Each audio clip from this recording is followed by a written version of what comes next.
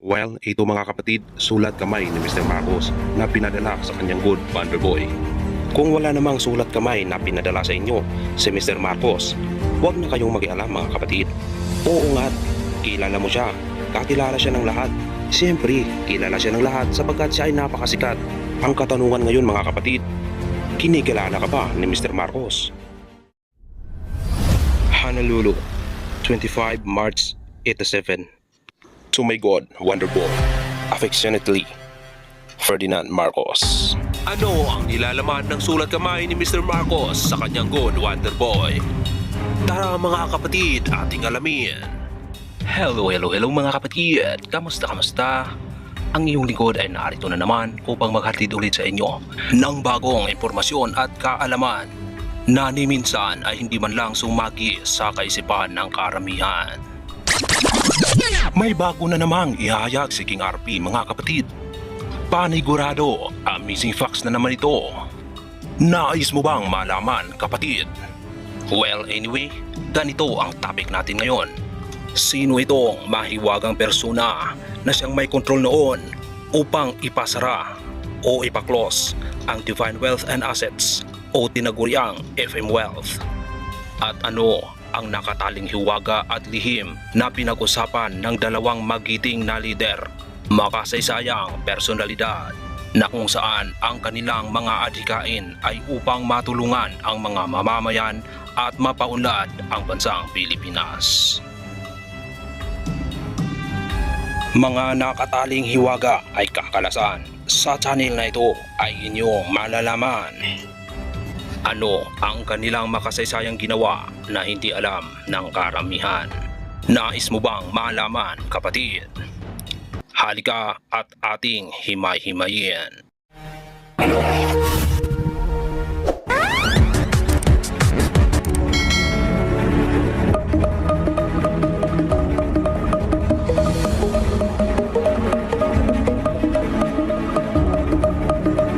What's your thought before it becomes your word? What's your word before it becomes your action? What's your action before it becomes your habit? What's your habit before it becomes your character? What's your character before it becomes your destiny? What's your destiny before it becomes your goal? What's your goal before it becomes your goal?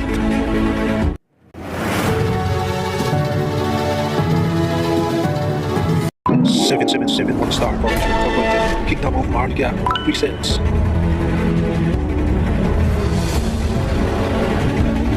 Narito mga kapatid, aking inihahayag sa inyo ang isang napakahalagang dokumento. Ito ay naka-red ribbon, naka-seal at galing sa Department of Foreign Affairs. Legit at authentic. Ano ba ang mga nilalaman nito mga kapatid? Well anyway, ang mga naging katanungan mga kapatid ay masasagot sa pamamagitan ng dokumentong ito. DFA, Department of Foreign Affairs, Kagawaran ng Ugnayang Panlabas, Manila, Philippines. Authentication Certificate. Signed by Authentication Officer. Annexed documents is or are Certificate of Authority for Notarial Act Re. Affidavit executed by Rodolfo M. Palpalato pertaining to his or her attached document. Republic of the Philippines Regional Trial Court, 1st Judicial Region, Alaminos City, Pangasinan. Office of the Executive Judge. Certificate of Authority for a Notarial Act. Signed by the Executive Judge. Mga kapatid, pakatandaan, kung ang mga dokumento ay napirmahan ng isang Executive Judge, maliwanag na yan ay authentic at legal. Kilalanin muna natin dito mga kapatid si King RP Rodolfo M. Palpalato. Affidavit. I, Rodolfo M. Palpalato, of legal age, 61 years old, single, and a resident of number 26 San Roque, Alaminos City, Pangasinan. After being sworn to in accordance with existing law, hereby depose and say. Teka muna mga kapatid. Meron akong nabalitaan at nabasa. Ang sabi niya, ang pangalan daw ni King RP na Rodolfo ay hindi raw tunay at isa rin lang daw itong code. Aba kapatid, sigurado ka ba sa iyong sinasabi? Ito at pakitaan kita ng kanyang birth certificate. Kapatid, panoorin mo ang dokumentong ito. Ito ay naka-red ribbon at naka-seal. Ibig sabihin, authentic at legal. Pinapatunayan ng Department of Foreign Affairs o DFA. Authentication Certificate. Signed by Authentication Officer. Annex documents is or are. NSO certified true copy of birth certificate issued to Rodolfo Montenegro Palpalato 4716862. Ito kapatid, basahin natin upang maliwanagan ka. Nang sa gayon ang iyong pagdududa ay mawala na. Narito ang birth certificate ni King RP Rodolfo M. Palpalato. Certificate of live birth, Rodolfo Montenegro Palpalato. At siyempre, pirmado ng kanyang amang nagngangalang Eusebio M. Palpalato. So ngayon kapatid, maliwanag ba ang aking kasagutan sa iyong naging akusasyon? Documents are the best evidence. Well, magpapatuloy tayo. Number 1.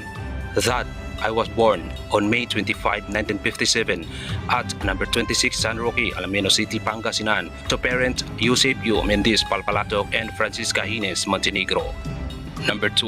That I am a holder of Philippine passport number P3677415A issued at DFA La Union on July 13, 2017. Number 3. That I am the Tribal King of Kings certification issued from the Office of the President, Republic of the Philippines of the National Commission on Indigenous People. Number 4. That I am the founding chairman, president of 777 Morning Star Foundation Incorporated, number 26 San Roque, Alamino City, Pangasinan. Number 5. That I am the sole owner, holder, bearer, and signatory, or SOHBSE, mandated by the late President Ferdinand E. Marcos of all accounts, cash deposits in US dollars and other international currencies deposited in all national and international banks, of which was already overdue for proper disposal and dispensation. Number 6.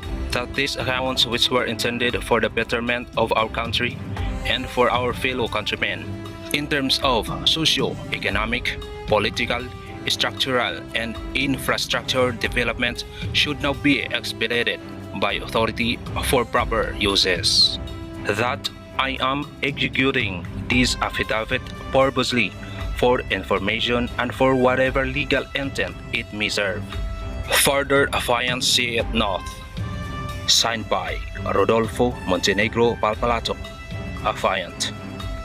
So ito mga kapatid ang affidavit ni King RP Rodolfo M. Palpalato. Dito ating mababasa nakapaloob ang lahat patungkol sa kanyang sarili at pagkatao at kung ano ang kanyang posisyon patungkol rito sa Divine Wealth and Assets o tinatawag na FM Wealth. Ngunit mga kapatid, bago tayo magpapatuloy upang sagutin ang mga naiwang katanungan gaya ng kung sino itong mahiwagang persona na siyang may kontrol noon o responsable sa pagpapasara ng Divine Wealth and Assets o tinaguriang FM Wealth, at kung ano ang nakataling hiwaga at lihim sa napag-usapan ng dalawang magiting na lider, si 777 King RP at si 737 PRRD. Abangan mga kapatid ang nakakapanapig na revelasyon. Subalit, balikan muna natin ang usaping ito. So rito mga kapatid sa affidavit ni King RP Rodolfo M. Palpalato ay nag-iiwan ng katanungan na dapat masagot. Lahat kaya ng nilalaman nitong affidavit niya ay meron siyang legal supporting documents? Mapapatunayan niya kaya ito lahat mga kapatid? Para sa kapanatagan ng karamihan, heto mga kapatid, aking ihahayag sa inyo. Una, yun ay akin ang naipakita sa inyo. Ito nga ay ang kanyang Certificate of Live Birth. Pangalawa ay ang kanyang passport. Anyway, yan ay hindi na masyadong kailangan mga kapatid sapagkat hindi naman siya siguro makakapunta ng ICC kung wala siyang passport, hindi ba?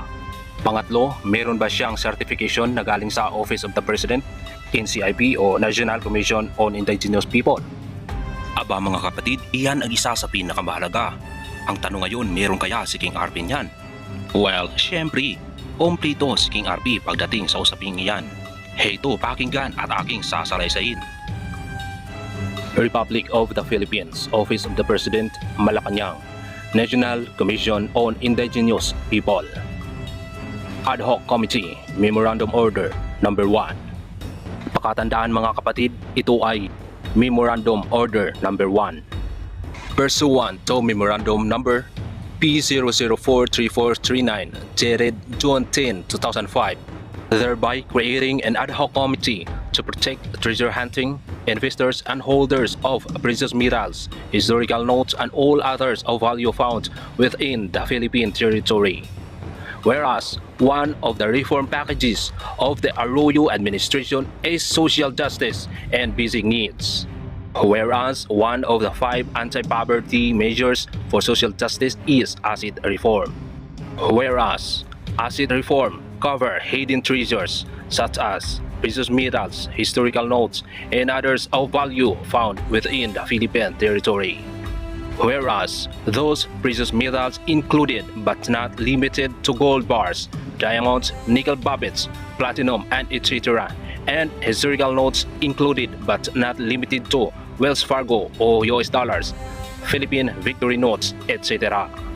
Now, therefore, I, Corazon Mensano Espino, by the power vested in me as chairman of Ad hoc Committee, do hereby order Section 1 Ad hoc Committee will be composed of the undersigned as chairman, Isabelo B. Aban Jr. and Antonio D. Zibog, and Rodolfo M. Palpalato of 777 Morning Star Foundation Incorporated as members. Teka kapatid, parang hindi ko narinig ang pangalan mo. Bakit ka nakikialam sa usaping ito? Bakit ka nagkiklaim? O sa madaling sabi, bakit ka nakikisawsaw? Bakit pakiwari namin inaari mo ang kayamanang hindi iyo? Anong balak mo? Nanakawan mo ang mga Pilipino? Well, anyway, magpapatuloy tayo. Section 2. The Ad hoc Committee shall have the following powers and duties to it. Number 1. To protect, encourage, and promote the fastest recovery of all hidden treasures above mentioned in the Philippines, notably in Mindanao. Number 2.